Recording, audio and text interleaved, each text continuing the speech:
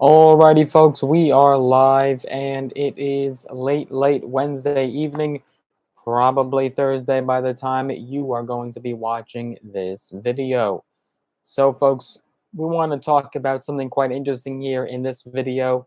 Not necessarily breaking news, not necessarily something that just broke and is surprising or shocking. We've probably known about this for a very long time, and I think you'll find it quite interesting still. It's an interesting analysis that was done by CNBC, and it's about the American retirement system in general and why it's so broken and what are the issues that we have, even in one of the wealthiest countries in the world. How is it possible that so many people are still struggling when you have one of the richest nations, and yet most of our seniors, unfortunately, can barely survive and keep a roof over their heads? So we're going to be talking about it in today's video. Let's do a quick sound check on my end, and we'll get the ball rolling. Welcome, everyone. So glad to have you on. If you're first joining us, as always, give yourself a big thumbs up, smash the like button, and we will get the ball rolling. If this video does get to 500 likes, we'll do a cash giveaway where we give away $100 to a few of you lucky subscribers. And if you haven't already, make sure you are subscribed and have notifications turned on. Hello, Sharon. Good to have you on. Fantastic. Awesome. A lot of people joining us right now. Sharon, where are you coming from? Let us know. You could let us know your city, state, location, wherever you're tuning in from. And we'll get the ball rolling here in just a moment here. Quick sound check if you guys can hear me. And also, we have a lot of people hopping on, even though it's so late in the evening. So, guys, let us know where you're tuning in from, city, state, location. If you haven't already, smash the like button. All right, Sharon is coming to us from Florida. Fantastic. Smash the like button and make sure you are subscribed and have notifications turned on. Once we get 20,000 subscribers, we will do a cash giveaway where we give away double the amount of cash that we gave away at 10,000 subscribers. And you'll have to be subscribed to be entered in that giveaway. So you might as well get it out of the way now and become a subscriber. We have Jaden coming to us from Kentucky. Awesome to have you on. Thank you so much for joining us. Alrighty, folks, I think we are ready to get started. So here's what CNBC found. This was a very interesting analysis. So the U.S. retirement system, it might seem flush, yet it ranks poorly in relation to those in other developed nations. Collectively, Americans had more than $39 trillion in wealth earmarked for old age at the end of 2021, according to the Investment Company Institute. Now, however, the U.S. places well outside the top 10 on various global retirement rankings from industry players such as the Mercer CFA Institute Global Pension Index and the Natixis Investment Managers 2021 Global Retirement Index. Now, according to Mercer's index, for example, the U.S. got a C+. It ranked number 17 on that Natixis list. Here's why the U.S. falls short, according to retirement experts. The U.S. has a patchwork retirement design. Basically, Iceland topped both lists. Among other factors, the country delivers generous and sustainable retirement benefits to a large share of the population, has a low level of old age poverty, and has a higher relative degree of retirement income equality, according to the reports, which use different methodologies. Other nations, including Norway, the Netherlands, Switzerland, Denmark, Australia, and Ireland, and New Zealand, also got high marks. For example, Denmark, Iceland, and the Netherlands each got an A+ grade, according to Mercer's index, A to A+. Now, where the U.S. largely lags behind those countries, according to experts, is that its retirement system isn't set up so that way everyone has a chance at a financially secure retirement. According to Angela Antonelli, who is the executive director of the Center for Retirement Initiatives at Georgetown University, she had said, quote, "Even though we have $40 trillion invested, it's a very uneven, fragmented, patchwork retirement design that we work with in the U.S. Some people do very well, very well, but a lot of other people are left behind. Consider this statistic. Just 3 of the 38 countries in the Organization for Economic Cooperation and Development rank worse than the U.S. in old age income inequality, according to the bloc of developed countries. Indeed, poverty rates are very high for Americans 75 and older, 28% in the U.S. versus 11% on average. That is more than double, quite a high amount. And I think a lot of you know that personally firsthand, maybe whether it's not you or maybe it's someone that you know. I'm sure you know many, many people struggling, even though they might have saved their entire life. Perhaps they worked their entire life, they've earned their credits, they've paid their dues, and yet here they are in their 60s, 70s, 80s, and they have very little, in some cases, nothing to show for it, nothing to their name. How is this possible? How could you have a country where you have trillions of dollars in wealth, you have a lot of money invested in the stock market, everyone paid into their 401ks, people owned their houses and saw very great deals of appreciation over decades, and yet they're still left with nothing? How is this even humanly possible? Well, many Americans don't have workplace retirement plans. That's number one. The US retirement system is often called a three-legged stool, which consists of Social Security, workplace arrangements, pensions, and 401k plans and individual savings. One of the structure's primary shortfalls is a lack of access to workplace savings plans, according to retirement experts. Just over half, 53% of US workers, had access to an employer-sponsored retirement plan in 2018, according to a recent estimate by John Sabelhouse, a senior fellow at the Brookings Institution and adjunct research professor at the University of Michigan. That's an improvement from nearly 49% a decade earlier, he found. So, approximately 57 million Americans fell into the retirement savings coverage gap in 2020, meaning they didn't have access to a workplace plan, according to a Center for Retirement Initiatives analysis. The US has a voluntary retirement savings system. The federal government doesn't require individuals to save or businesses to offer a pension or 401k. Individuals also shoulder more personal responsibility to build a nest egg, as businesses have largely transitioned away from pension plans. So that's also part and parcel why people are left with so little. Now, by contrast, what you're seeing is that 19 developed nations require some level of coverage by mandating businesses offer a retirement plan that individuals have a personal account or some combination of the two, according to OECD data.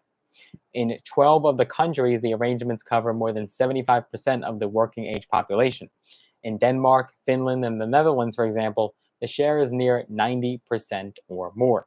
In other words, those countries mandate some sort of retirement plan, some sort of a savings plan where people will have some sort of nest egg left over guaranteed. Even if it's very little, it's still something. Something is better than nothing. In Iceland, where coverage is 83%, the private sector retirement system, quote, covers all employees with a high contribution rate that leads to significant assets being set aside for the future. Now, IRAs aren't a catch-all for workers without a 401k. Of course, people in the US can save for retirement outside the workplace in an individual retirement account, for example, if their employer doesn't offer a retirement plan, such as an IRA, Roth IRA, or some sort of tax advantage account. In fact, myself, I have a Roth IRA. I haven't contributed to it in quite some time because I've been all in real estate. So 99.99% of my money is, in fact, in real estate. The rest, little cash, little stock, little crypto. So I personally have not put money into my Roth IRA in a few years now. I withdrew from it many years ago. Now, that often doesn't happen, Antonelli said. Just 13% of households contributed to a pre-tax or Roth IRA in 2020, according to the Investment Company Institute. 13%. That is very small. That is a number that should be much higher, at least double.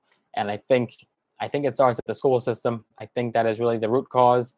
That is the root problem. And I think if we tackle that problem at the root, I think we can really bump those numbers up and obviously do better with so many different areas when it comes to finance and investing and budgeting and so many different areas on the spectrum that Americans are really seeing a shortfall in. IRAs held nearly $14 trillion in 2021, almost double the $7.7 trillion in 401k plans, but most IRA funds aren't contributed directly. They were first saved in a workplace retirement plan and then rolled into an IRA. In 2019, $554 billion was rolled into IRAs, more than 7 times the $76 billion contributed directly, according to ICI data. Lower annual IRA contribution limits also mean individuals can't save as much each year as they can in workplace plans. Americans are 15 times rather more likely to stash away retirement funds when they can do so at work via payroll deduction. So in other words, if you're counting on Americans to save on their own and earmark a portion of their funds and designate, maybe 10% of the money that they bring in each month, and if you're trying to count on Americans to do that, that is where you're seeing a huge failure and that huge gap. Whereas if it's automatic and you automatically roll those funds via your employer into an account, then you'll see Americans save much more money. Now, obviously, you could set it up automated on autopilot that you could have money deducted from your bank account into your brokerage account or a Roth IRA or a tax advantage account. But certainly getting Americans to do that is another problem and another conversation. Access is our number one issue, according to Will Hanson, who is the Chief Government Affairs Officer at the American Retirement Association, a trade group, said of workplace retirement savings. Employees of small businesses are least likely to have a 401k available. And so, a lot of people, especially as they get older, perhaps they do work at a smaller business, maybe just a local shop, and they don't have those 401ks or any sort of retirement plan access. The retirement system is actually a good system for those who have access. People are saving. But the retirement security offered by that savings is tilted towards high income households, according to federal data. Low earners, by contrast, appear more prone to having little or no savings in their accounts, the Government Accountability Office wrote in 2019 in a report. A 401k plan is a type of defined contribution plan whereby investors define or choose their desired savings rate. Just 9% of the bottom quintile of wage earners have retirement savings versus 68% of middle income earners and 94% of the top quintile, according to a Social Security Administration report from 2017. Overall savings are also constrained by low wage growth after accounting for inflation and increasing out-of-pocket costs for items such as healthcare, the GAO said. Longer lifespans are putting more pressure on nest eggs, and Social Security has some structural issues as well that we've definitely touched on this channel. Hello, my Earth family, coming to us from Nashville, Tennessee. Welcome, welcome. So great to have you on this late evening. Thank you so much.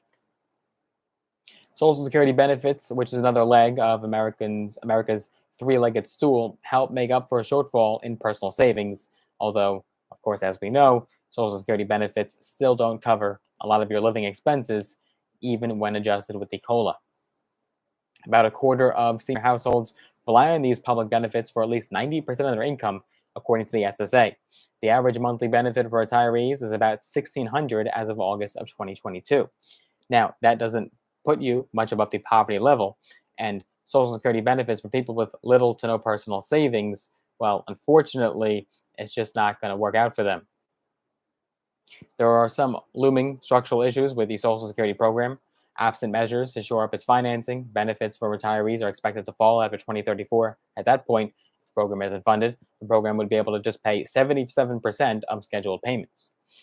Individuals can raid their 401k accounts in times of financial distress, causing so-called leakage from the system. So people sell, people cash out in times of distress and need. For example, COVID, inflation, all the above.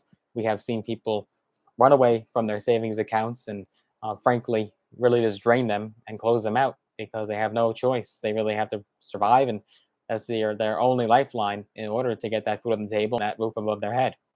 This ability can infuse much needed cash into struggling households in the present, but may subject savers to a shortfall later in life. So obviously, those funds will only last so long. Eventually, they will run out. This leakage factor, coupled with relatively low minimum Social Security benefits for lower earners and the projected shortfall of the Social Security Trust Fund, will have a significant impact on the ability for the U.S. pension system to adequately provide for its retirees in the future.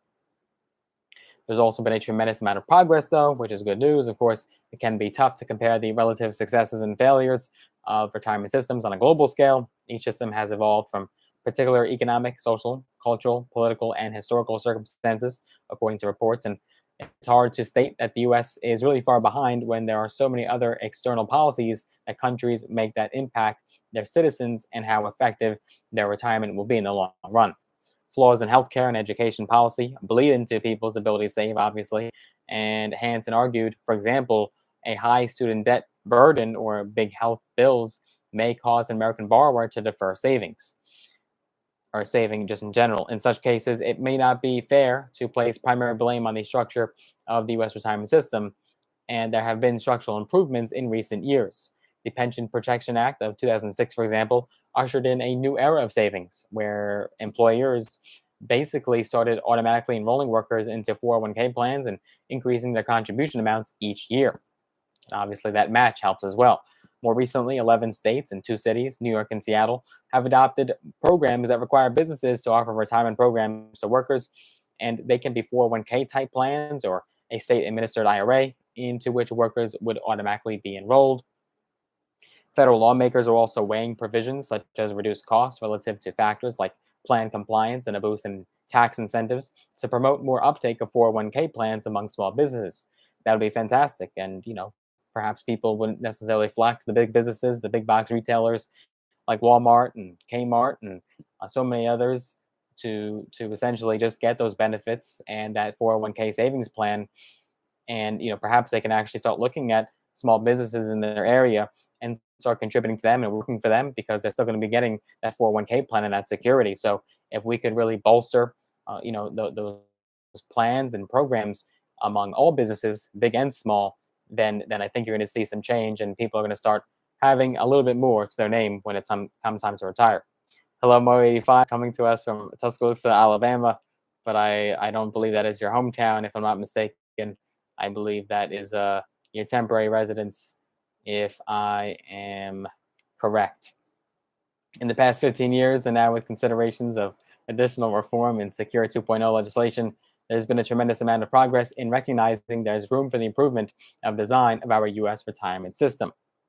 So definitely lots of room to improve and so many things that we can make better when it comes to saving, when it comes to retiring, when it comes to Social Security benefits, when it comes to incentivizing businesses to offer those plans and programs. And obviously, it also comes down to education in general.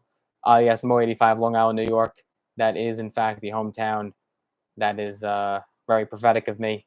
And I might have read your mind there. So I think that deserves a thumbs up for a little mind reading. So with that being said, obviously, education does play a big factor in that. You could set up an American with the best and greatest retirement plan with the best benefits and promise Social Security benefits. But if they're terrible with their finances, terrible with budgeting, terrible with managing money and living above their means and so many horrible things that you can do when it comes to money, unfortunately, you just can't save that person. So education comes down to a lot of it, in fact. And I think we could definitely make some improvements there. But all around, we have made some improvements over the years. It's definitely gotten better, I think, over the last decade or two, much better in regards to retirement plans and 401ks and pensions, but still certainly lots of work to be done. Oh, look at that. We have Mo85 here. He has contributed. I believe that is our first super sticker. I think that's what it's called, or might have another term. I think the last time I checked, it was called a super sticker. And I really appreciate that. That is a special thumbs up there. And I hope you guys can see that in the chat. We do greatly appreciate the support of Mo85 and his loyalty to the channel and his contributions that he has made and the assistance that he has had in this growth. Thank you so much, Mo85. It is not taken for granted. And we greatly appreciate that. And we hope that it goes recognized or it doesn't go unrecognized. So thank you so much there. We appreciate that. Thank you so much. But with that being said, guys, I hope you enjoyed this analysis. This was certainly an interesting topic that a lot of people don't think about. And, I think there's certainly a lot of improvements to be done, but certainly we've done a lot better over the years. And we'll definitely be covering more news and developments in. Absolutely. We appreciate that, Mo85. Thank you so much. It is now early Thursday morning. Subscribe and have notifications turned on. And make sure you want to get some free stocks. Use the links down below in the description of this video. Oh, wait. Okay. It said connection was unstable there for a second. So I hope you guys didn't lag or get out. So with that being said, also if you want to check me on social media, the social links are down below. TikTok, Instagram, Facebook, all of them are in the description, as well as the 4th stimulus check petition. That link is in the description, as well as the top pinned comment. You guys can see that stimulus check petition. Make sure you get that signed and spread the word. But I hope you guys enjoyed this video, and I look forward to seeing you guys in the next one. Take care for now.